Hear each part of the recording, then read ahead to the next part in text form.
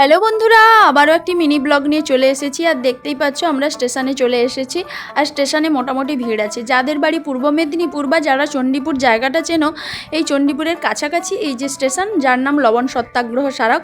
আর আজ আমাদের গন্তব্যস্থান কিন্তু দীঘা। আর এই স্টেশন থেকে দীঘার দূরত্ব খুবই কম, মাত্র ভাড়া 20 টাকা টিকিট। তো চলো, আমাদের ট্রেন কিন্তু ঢুকে গেছে।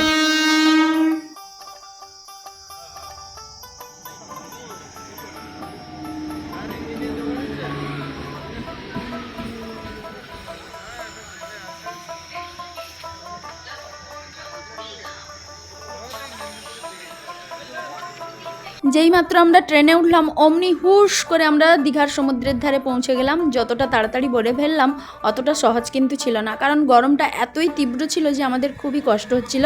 তো শেষেমেশে আমরা নদীতে স্নান করে কিন্তু শীতলভাবে শরীরটা জুড়িয়ে নিয়েছিলাম।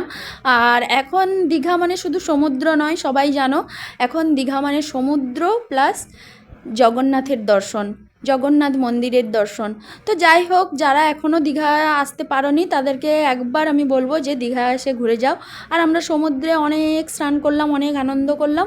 তারপরে সন্ধ্যার দিকে দেখো এই যে মন্দির দর্শনের জন্য এলাম। আর এবারে আমরা দেখো মন্দিরের ভেতরে ঢুকে গেছি। মন্দিরটা দারুণ, খুব সুন্দর। আর যারা এখনও আসতে পারোনি তারা একবার আসো। তো সবাই এসে দেখে যাও, সত্যি খুব ভালো জায়গা। আর জগন্নাথের দর্শন করিয়ে দিলাম তো আমার এই ভিডিওর মাধ্যমে।